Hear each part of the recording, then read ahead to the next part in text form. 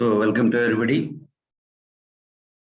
So today we will deal with, we will study about the miscellaneous anti-nematodal drugs, and we are going to complete this particular chapter is concerned. Especially the phenothiazine is a old anthelmintic drug discovered in 1938, and nobody is using. But why we have to learn the few things about this drug is, as it causes the severe staining up of the wool and also causing the photosensitization. It is being remembered by all the authors of the book. So it was extensively used, means once upon a time, about 50 years back, but now it has been totally replaced. Not only largely, but totally it is replaced by the better drugs with broader spectrum of activity and the very good margin of safety. So the mechanism of action we will learn in about 2 to 3 sentences. Is not well understood even though it is a old drug, it is not well characterized, but some of the suspicions that it may inhibit some enzyme systems involved in the parasitic carbohydrate metabolism that is not present in the cattle. So high doses of the phenothiazine may inhibit the cholinesterase enzyme, just like the tetrahydropyrimidines cholinesterase enzyme in the susceptible parasite. That's what the saying is there. Then the anthelmintic spectrum is effective against the strongyles, trichostrongyles, then trichonema, then also the Tridontophorus species. Whereas in case of ruminants, large stomach and nodular worms such as the homunculus, then Eusophagostromum, Ostrategia are susceptible to the phenothiazine derivatives and phenothiazine type of the anthelmintics. Then one of the why this drug is need to be remembered is, so it is not effective against cystodes and trematodes, but only it is effective against mature, that's also adult worms, because at that time there was no other choice. So this anthelmintic was very popularly used. And the very brief kinetic of the phenothiazine is, after oral administration, it is incomplete, especially, and also erratic. So the unabsorbed portion of the drug is largely responsible for the anti-nematodal action. Only 50% is absorbed and 50% not absorbed also.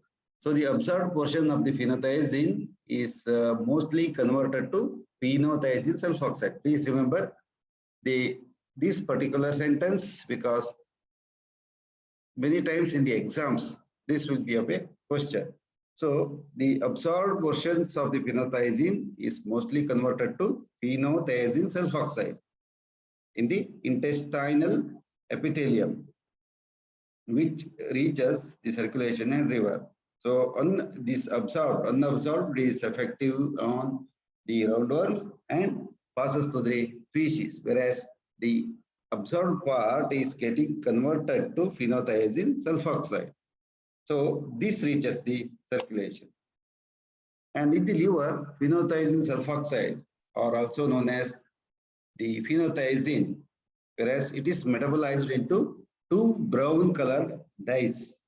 So the phenothiazine sulfoxide, when it reaches the liver, it is metabolized into 2 brown colored dyes. That's the phenothiazone and thianol. So these are excreted in the urine and milk. So these metabolites stain urine, dark pink color, milk, and stool, red-brown or brown-red for several days. So as a metabolite, they are all secreted in the urine, especially in case of sheep. They soil the wool, and side effects or adverse effects. Phenothiazine has a narrow margin of the safety, and it may produce dullness, weakness, anorexia, oliguria, and the other clinical signs like the constipation, fever, tachycardia, and signs of the hemolysis. So another thing is the hemoglobinuria, then also the icterus or jaundice, and sometimes the anemia is also present in all species except sheep and goats. So the hemolysis probably occurs due to the activation of the lysolecithin enzyme in the blood, and the phenothiazine may also produce photosensitization.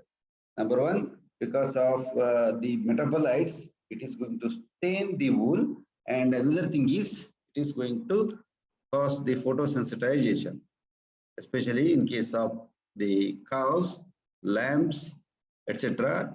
But in some high doses, many times it happens, the accidental high dose may also occur. But this time, the photosensitization may occur due to the saturation of liver with phenothiazine sulfoxide. The liver cannot handle the excess phenothiazine sulfoxide, and it goes back into the circulation and act as the photodynamic compound in the presence of the sunlight. Just like the lantana camera poisoning, the primary photosensitization is going to happen, because here the leucophenothiazine or phenothiazine sulfoxide is going to reside under the skin, and when exposed to the sunlight, there is a severe hypersensitivity reactions, or it is also known as the photosensitization. So this need to be remembered. Two things, especially in case of the phenothiazine. Number one, the toxicity aspects need to be remembered very well. The phenothiazine is converted to the metabolites, and the metabolites are secreted in the urine, and that is soil. That soils the wool and also stains the milk. Whereas the other property is phenothiazine sulfoxide.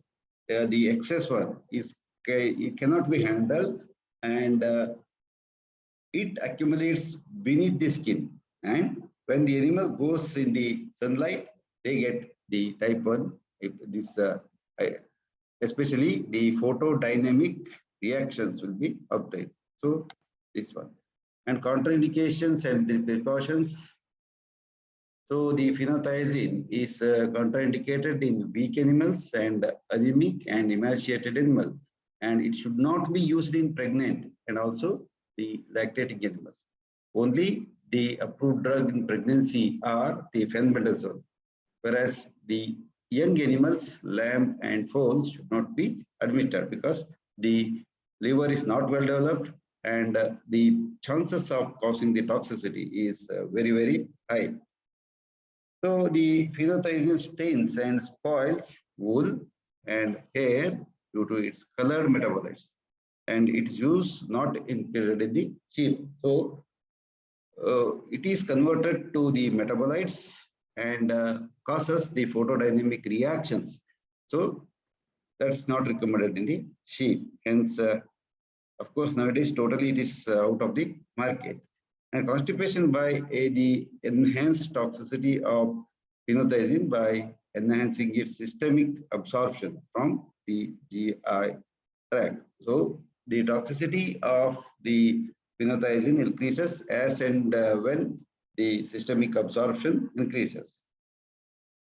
In clinical uses, it was used as the primarily in the ruminant or horses for the treatment of the GI roundworms only. That's also adult roundworm. So it has good efficacy against small strongyles, and in suppose the very high doses, it is effective against the strongyles. So in horses, it is used to in combination with other drugs like piperazine or the trichloroethylene. So it is not used in case of the dogs, cats, and pigs due to the very high type of the toxicity. And those, in case of cattle, 20 to 60 gram total dose. Sheep, it is 5 to 20 gram. Then horses, 10 to 30 gram. It is the total dose. once it is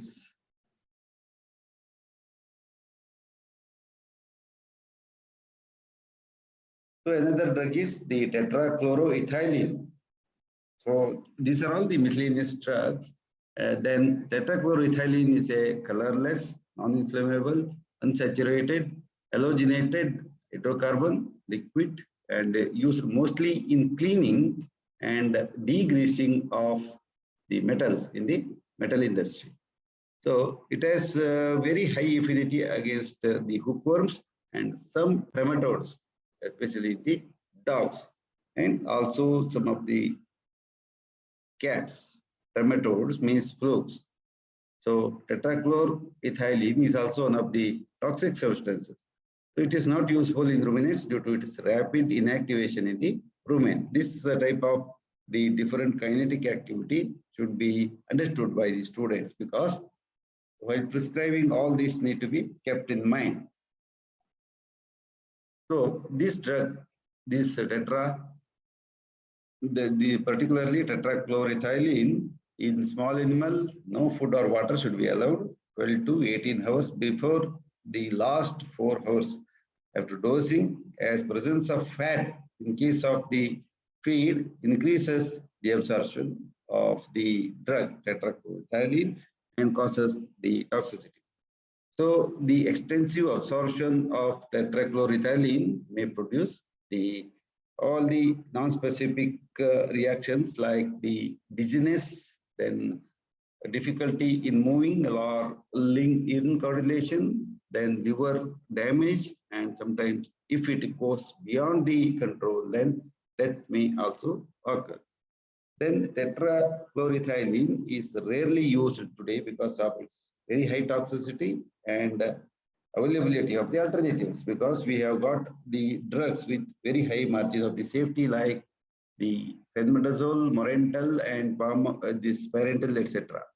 Then the dose is 0.22 ml because it is in the form of the liquid, and you can use. Then N-butyl chloride. So it is formulated as C6H9 and L. It is the highly inflammable liquid, N-butyl chloride, and it's mainly used as the butylating agent, especially in case of the organic synthesis. So it's a organic chemical. So it is used occasionally for removal of the ascarids, that's the Toxicology and the hookworms, especially the Ankylostoma species. Yes, that's in case of the dogs and cats. The administration of N-butyl chloride should be followed in about 1 hour with a purgative to enhance the efficacy of the N-butyl chloride to be a very good anthelmintic. And the animals may provide their regular feed within 4 to 8 hours. There is no problem for it. Like, yes, when compared to the other drugs, N-butyl chloride is well tolerated with occasional vomiting, especially in case of dog. And the dose is just 1 to 5 ml maximum total dose. So don't exceed this particular dose. So this is a very specific agent, especially in case of the ascarids and the hookworms. Then toluene is also the another toluene methylbenzene is a hydrocarbon liquid derived from the coal tar. The coal tar, naturally occurring substance. Then from that it is synthesized, toluene. So it is industrial solvent used mostly in the manufacture of the benzoic acid or the benzaldehyde, explosives, and many more dyes. So it is used as the solvent in the extraction of the various principles from the plants, especially while the phytochemical analysis is there, and we need to get the extracts of the plant. So the plants are dissolved powder as a powder format in the toluene solution. So it is effective against the ascarids and hookworms, same to that of the earlier drug. The mode of action is postulated to be due to irritant property, then depressant effects on the these neural cells of the susceptible parasites. So this is one of the suspected property or the assumed property. Exact property is not well known. Then toluene is irritant to GI mucosa, so it is administered in the gelatin capsule. So enteric coated capsule is also there because it should not come in the contact with the stomach, or else it causes the ulcers and irritations and many more. And the fasting is recommended for the minimum of 12 hours before and 4 hours after oral dosing, or else the absorption of the drug is very, very erratic. Then toxicity in small animal is characterized by the muscle tremors, then the unsteady gait, then also the vomiting and mild microcytic anemia. So these are all the non-specific toxicity of the toluene. So in case of dog, this dosage per kg is 0.22 ml. Suppose the dog is weighing 30 kg, then just 6 ml, 6.6 ml is the total dose. It should not exceed that particular dose, or else it causes the toxicity. That's definite. Then thenium closylate is also another analog of bifenium. So it has modern effective against the different stage of canine hookworms. Once again, canine hookworm. And mild efficacy against canine and feline ascarids is also seen in this particular drug is concerned. So if it is used in combination, then it is having more and more effectivity. So the dose is 25 milligram total dose in the case of the dog. An adult dog may require this thing, and dog with more than 5 kg body weight, 500 milligram means as the body weight increases, the tolerance capacity is also increases. As a single dose, it's administered in case of the dogs. Of course, it is not so well indicated in cats and the larger animals. So another drug is called as the thiolophyne, or it's also a thiolophyne. Is a weak acid used specifically against the whipworms or trichuris species in case of the dogs. So whipworms are going to cause the nodules in along with the esophagus, and the thiolophyne is given or administered on empty stomach because the food interferes with its anthelmintic action. And important toxic symptom of the thiolophyne includes the ataxia, stupor, and loss of lighting reflex. Or else what we can say is it is causing some of the neurological disorders. And death occurs in a few hours to few minutes from the respiratory arrest or respiratory paralysis. So suppose if you administer it the extravascular, because many times the animals will not cooperate at the time, extravasation is a big chance. And if it's extravasation means outside the vein or the blood vessel, then it causes severe pain, sloughing of tissues, and also the necrosis. So one need to be very careful while administering. Then it's administered both IV and the oral, 200 milligram oral and 250 milligram. Very slow IV need to be given, and of course this is totally replaced by some of the good agents. Nowadays it is not there. Only few old people they use this particular drug as they are very familiar with it.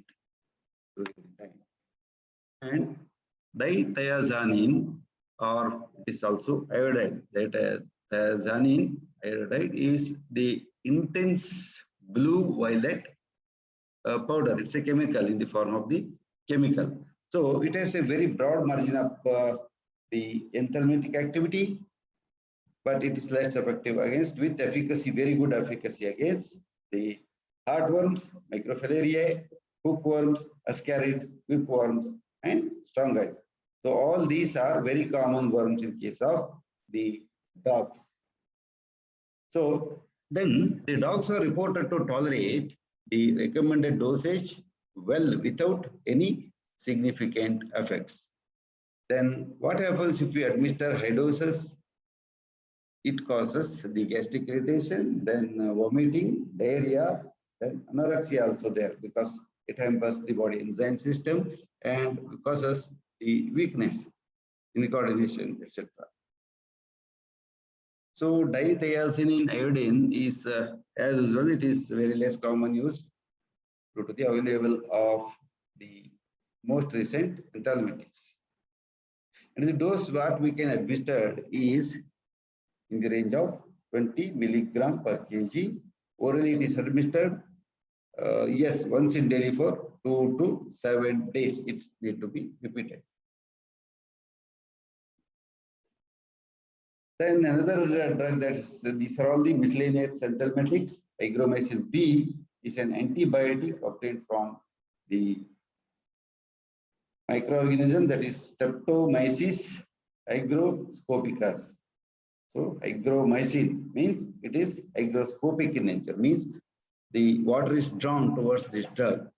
So it is effective against the GI roundworm and is used occasionally in case of the pigs and also some of the poultry.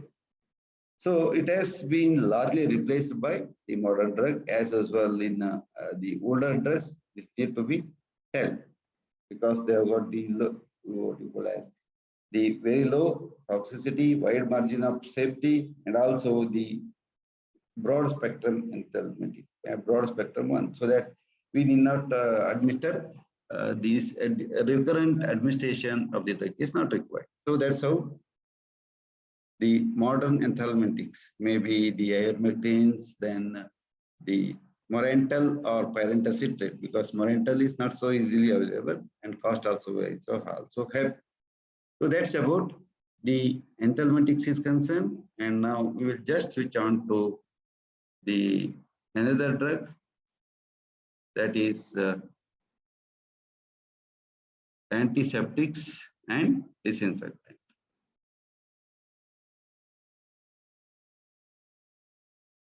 Antiseptics and disinfectants. So every day we are using the antiseptics very commonly.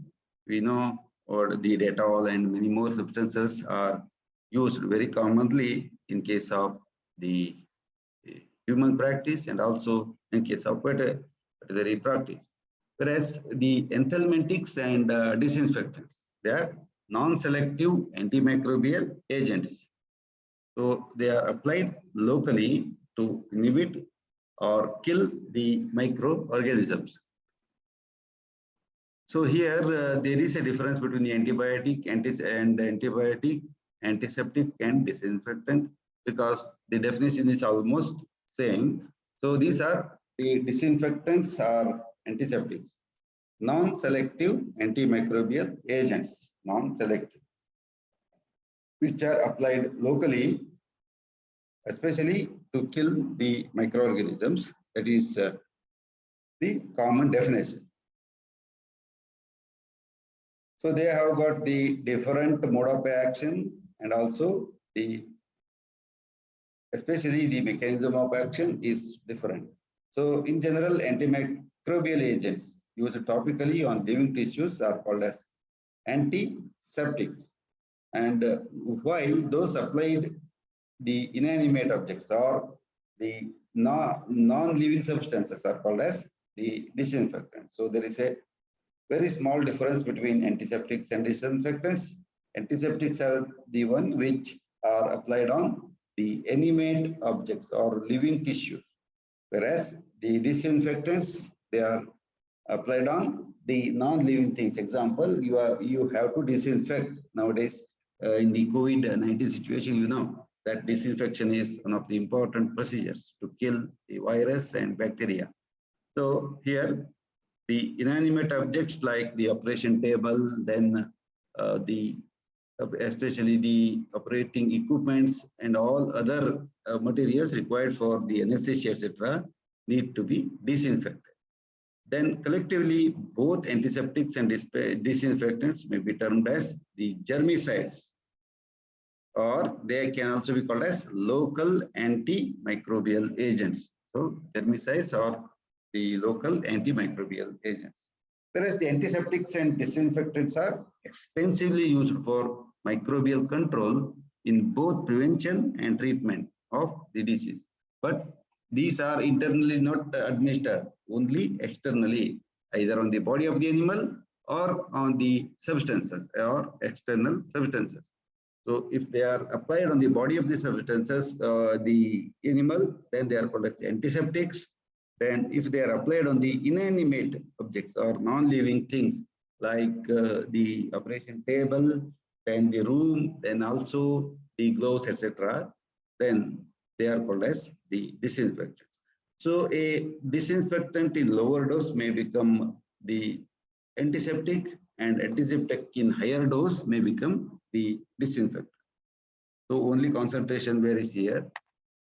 So varieties of the disinfectants are available in the market, and you know the importance of these agents nowadays. Maybe a Dettol or the Savlon or many more substances are used very commonly.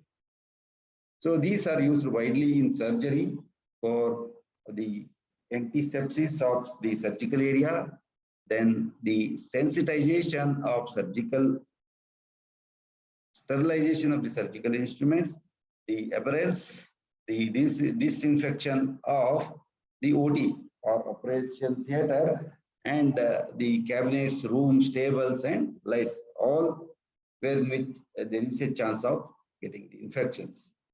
So they are also used for disinfections of the kennels. Kennels means the dog breeding stations or animal sheds, cages, premises, etc. So other common usages of these germicides is as disinfectants in water treatment and public health sanitization, and the antiseptics in the case of soaps, shampoos, heat dips, and dairy sensitizers. So these are all the common uses of the antiseptics and the disinfectants. So these are also used sometimes to treat the local infections, especially the wound infected with the Pseudomonas, etc. Then antiseptics are very commonly used. And the ulcers can also be washed with that of a mild disinfectant. And the antiseptics are very less commonly used for treating the local infections, because many of these agents have lesser penetration capacity into the infections and lose their potency in presence of the body fluids. Body fluids are varieties of the body fluids, especially the secretions of the body. Example is the saliva is one of the body secretions. Then the intestinal secretion is also another thing. Then the lungs will also secrete the material. Mucin is also one of the thing, especially that's the biological thing. And apart from this one, maybe the urine, feces, and many more things are used to disinfect or to do them as aseptic as possible. Then most of the locally acting anti-infective drugs are unsuitable for the systemic use, because they have got the very low margin of the safety and are considered to be highly toxic to internal organs of the host. So all these agents, so these cannot be used as internal medicines, because they may cause the toxicity signs, because they have got the very narrow margin of safety. So we know that the ideal properties of an antiseptic.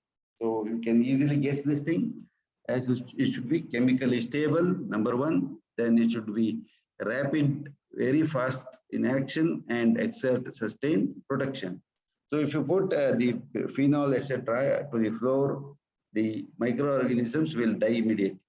And it should have very good antimicrobial efficacy and broad spectrum of action, including the bacteria, virus, and fungi. So all these three need to die: bacteria, virus, and fungi, because these bacteria, virus, and fungi are going to cause the severe illness in animals and in case of the human beings. And I hope already you have felt all the experiences. And it should not interfere with process of wound healing. This is also important.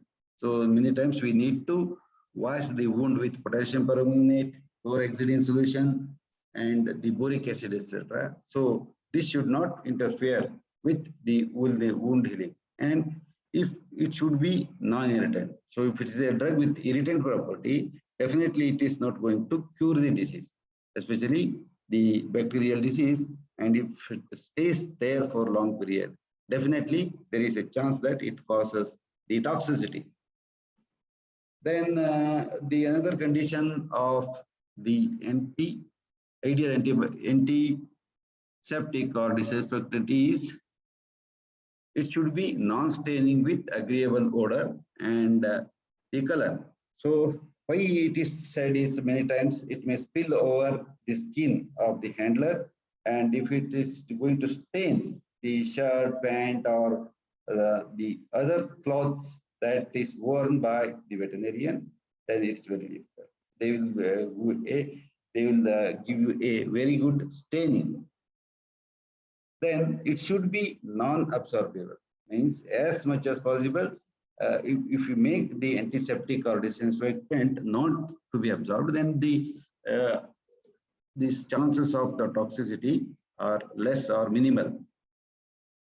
And it should have deodorizing ability. So what is this deodorizing ability means?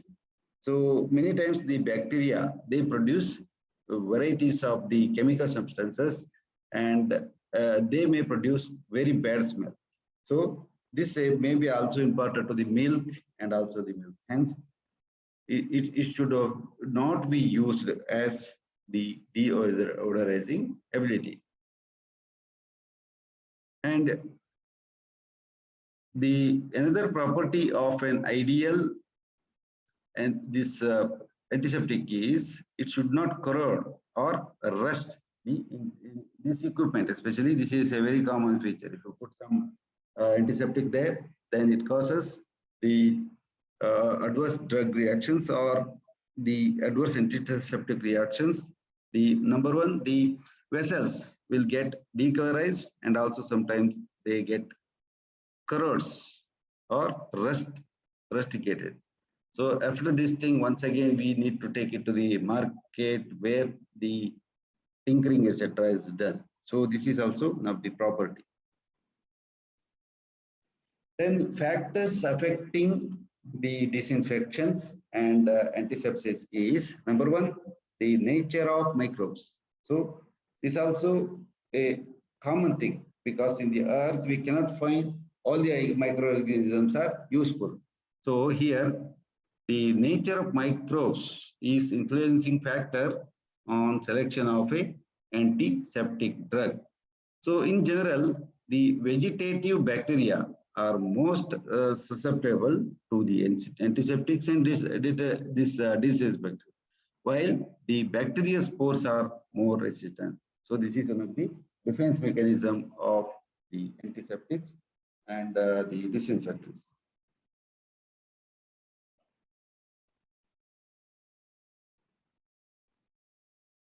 Then these agents, among the bacteria should be effective against the both gram positive and gram negative, but few of the microorganisms are more susceptible to the gram positive bacteria. Few of the microbials, they are susceptible to some of the disinfectants and antiseptics with the property against them only. So the differential cure is also observed. The gram negative bacteria less affected, gram positive bacteria more affected, like that. So the size of the infection, so this depends upon the higher level of microbial contamination. higher level, more and more higher level, we may need the higher quantity of the germicides. Then presence of the huge number of the microorganisms at the site of antiseptic. Suppose you are going to bury a cadaver of an animal, then you need to use a very good quality phenyl, or also some of the other, many times the modern antiseptics are also there. So they should be used.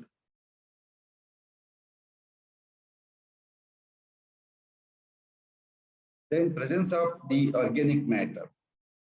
So many times the wound is contaminated with the pus and blood, the mucus, the debris of the cells, and these are all will be present in the site of action, especially in the case of the pus also. So the antiseptic or the disinfectant, in spite of all these things, it should be ready to act, especially in case of the animal sheds and kennels. This is a common phenomenon. Many times the milk will be mastitic and you are going to strip it out there only, then that milk may have a lot of microorganisms and may be transported to the other cattle. So the physical cleaning before disinfections is an important step in the disinfection process. So suppose if you want to dress the wound of an animal, then you need to select a very suitable antiseptic agent, and which kills almost all the germs, just like the 99% of the germs, 99.99% germs are killed whenever they are exposed to 70% alcohol. So similarly, the physical cleaning and before disinfection is an important step in the disinfection process, especially in the surgery. Then the concentration of both of these things, antiseptics and disinfectants. So the germicidal action of a chemical is inversely dependent. So germicidal action of the chemical is inversely dependent on its concentration. Means as the concentration is high, then germicidal action is also high. That's the regular thing. So for certain compounds, the example clear cut, decrease in concentration negatively affects the efficacy, decrease in the concentration. Whereas increase in the concentration often produces the toxicity, which is a general phenomenon. Then the temperature and pH, yes, these are also going to affect the action of the antiseptic and disinfectant. So the pH at site of action may affect the compound's efficacy by influencing the compound itself or for the microbial cell. So this is also important, and also the temperature and pH. So they should not be very extreme. And certain compounds are more active against the pH, especially the acidic pH, and some of them are having the effectivity will be alkaline pH, depending upon their chemical property. They are either they are effective in acidic media, or also they may effective in alkaline media. Then high ambient temperature usually results in the increased antimicrobial activity. So the higher ambient temperature usually results in increased antimicrobial activity. Suppose if you administer the animal or apply the animal with an antiseptic now, then also the temperature, if it is very high, then less quantity may be sufficient, or it may act whenever the concentration of the antibacterial, this antiseptic is very, very low in nature.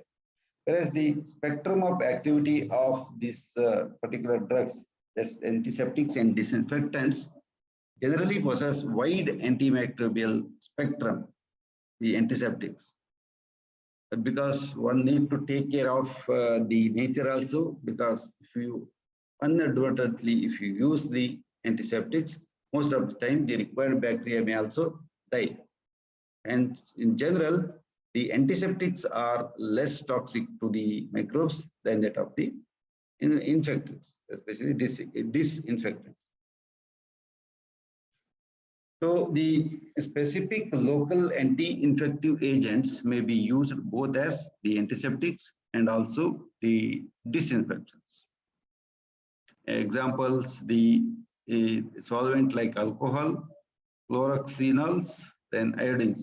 All these are the disinfectants. Or if it is there the mild smaller dose, they become the antiseptics.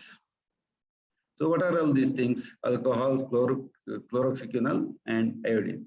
So it is not generally recommended to use an antiseptic for the purpose of the disinfection and also the vice versa. This is true. But it is not applicable to all, but only few of the antiseptics. Yes, for the disinfections of the area, there is a general scale of the innate resistance of the microorganisms. Innate resistance means the inborn resistance of the microorganisms. So the scale is vegetative bacteria, then the vegetative fungi and fungal spores, then enveloped viruses, then non-enveloped viruses. So they will have the endogenous resistance, especially to some of the antiseptics and the disinfectants. Then using this scale, disinfectants can be further divided into three classes. One is the low-level disinfectants, then intermediate level disinfectants, and the third one is very highly effective dermatitis. It is also there. Very high quantity disinfectants. That's also very common. Some of the antiseptics they may act in very, very minute quantity, whereas some of them may act with the little bit, that means in the intermediate level, and some of them will act only in very high quantity. So these are our categories. Then the number one category, that's the low level disinfectants. So these are the agents which rapidly kill vegetative forms of the bacteria. So the low level disinfectants are very potent in nature, then form bacteria and fungi death, but cannot destroy small and non-lipid viruses, tubercle, bacilli, or many times the bacterial spores. And these disinfectants are indicated only for the use of the non-critical items. What is the meaning of non-critical item? Is these do not touch mucous membrane but may contact skin, such as the animal cages, floors, and food boils. So these also need to get the disinfections. So these type of the vessels will come always in contact with the animal, hence they carry relatively little risk of causing the infection in the patients. So the intermediate level disinfectants, and these are the agents which inactivate the tubercle bacillus or anti-tuberculosis drugs, because they are one of the highly resistant microorganisms, and most viruses and the fungi, but not necessarily the bacterial spores. Especially spores are the targets for such agents, especially intermediate level disinfectants. Then the intermediate level disinfectants may be useful on semi-critical items, means those will have the contact with mucous membranes, such as the anesthesia equipment and also the endoscope.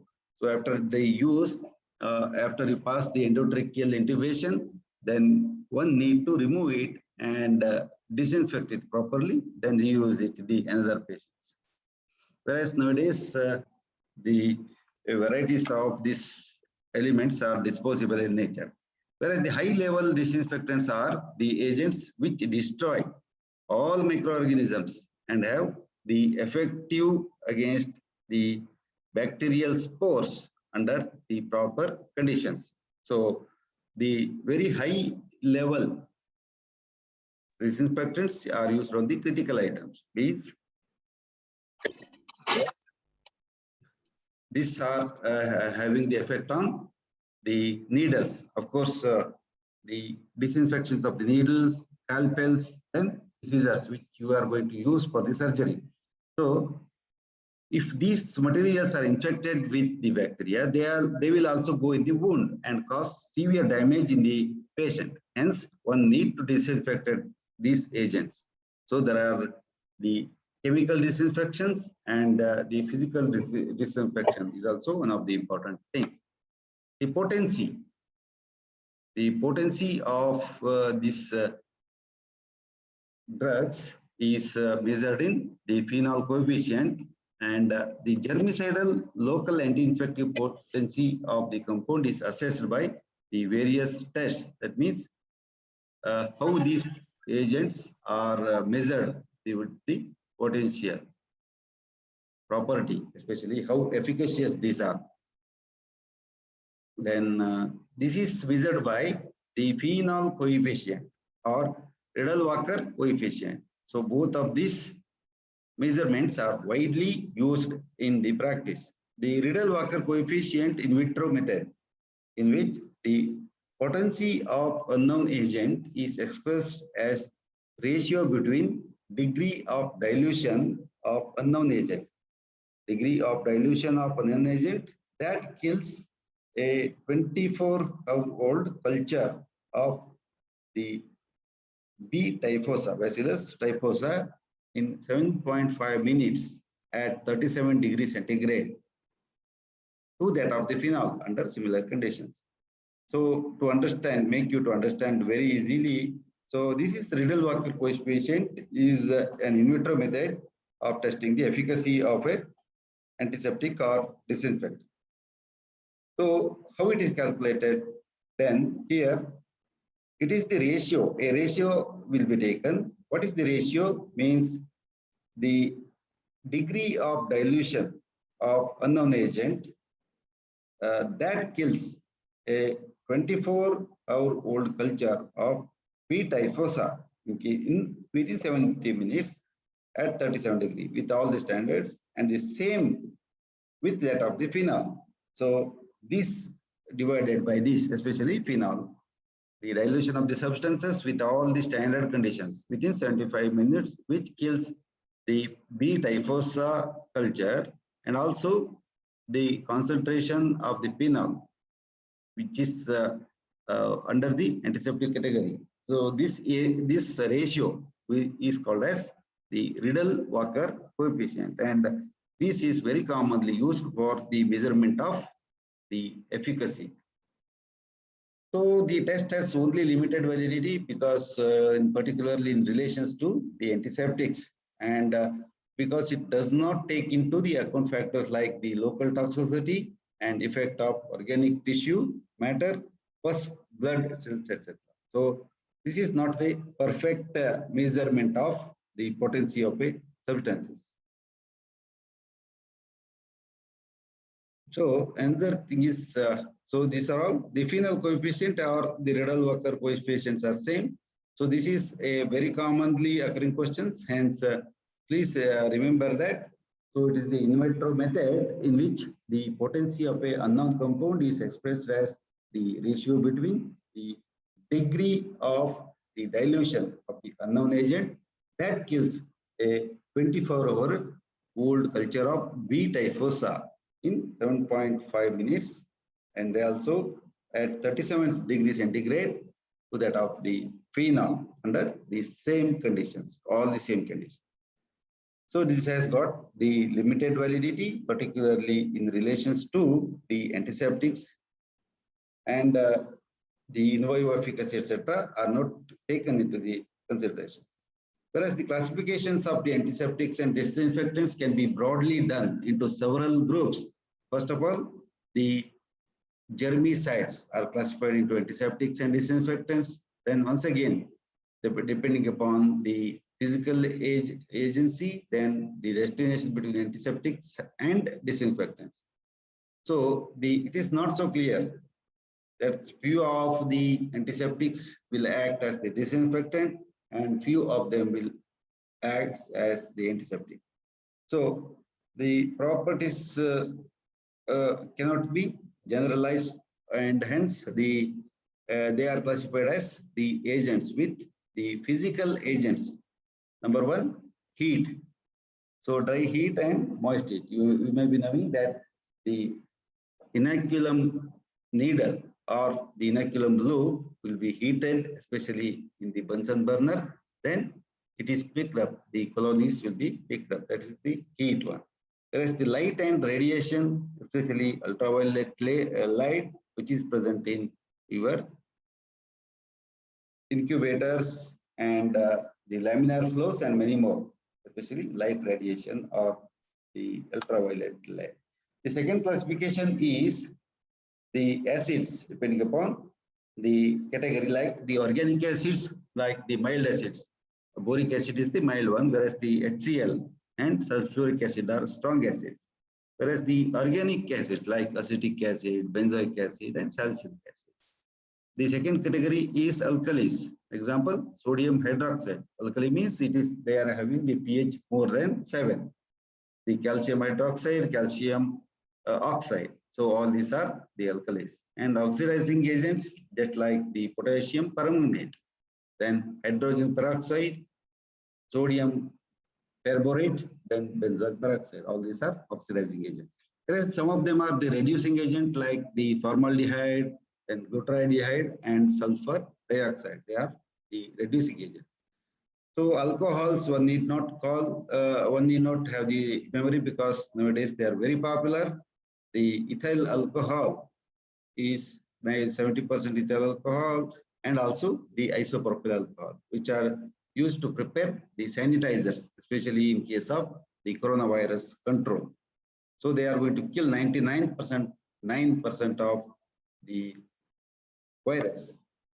Whereas the other categories is the phenol and related compounds, phenols and relative compounds. Then the examples is the phenyl itself, phenol or phenyl, then cresol, lysol, then resorcinol, hexachlorophene, then chloroxylenols, then biphenylalol and triclosan. All these are the phenols and relative compounds. And apart from this one, the halogens and halozones containing compounds. Example, once again, there are subcategories. Iodine and iodine compounds. Example, the iodine is a weak solution of the potassium iodide, or Mandel's paints and iodine ointment. Whereas the iodophores, example, the iodophore classical example is the povidone iodine by 5%. Then second one is chlorine and chlorine compounds, because these are used as the antiseptics to add with that of the water. So the example is the chlorine and chlorophores, like sodium hypochlorite, which is very commonly used in the coronavirus infections to clean the floor and also to end burial, etc. Then calcium hypochlorite, sodium hypochlorite and calcium hypochlorite, then chlorinated lime, then Dakin solutions or chloramine T. So all these are the chlorophores. Then surface acting agents, like, or they are also called as the surfactants. Once again, it is subclassified into two. One is the anionic surfactants, example soaps, whereas the another category is the cationic surfactants, example the cetrimide, then benzalkonium chloride, then benzotonium, then cetylpyridium, and many more are there. Whereas the ninth category is the biguanides and amidines, example the chlorhexidine, which is very commonly used, especially in case of the Savlon. You may heard the tedium Savlon, one of the very good antiseptic and disinfectant. Then the varieties of the other substances, like the propamidine, then hexamidine, etc. are there. Whereas the 10th category is the metallic compound, like the silver compounds like AgNO3 or silver nitrate and silver proteinate. The zinc compounds, the zinc sulfate and zinc oxide. Among these things, zinc oxide is very commonly used.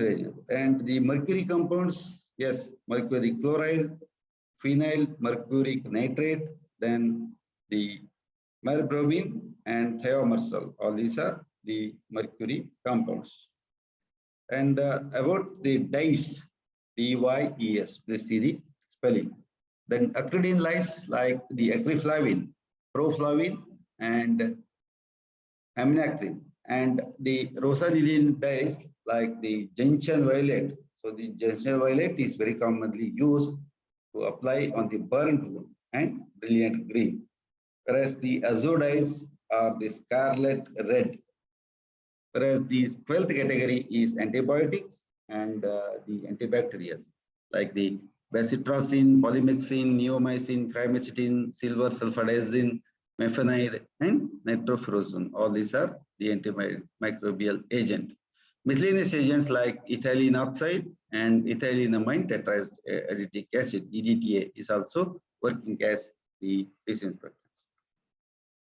So tomorrow we will learn about the physical agents.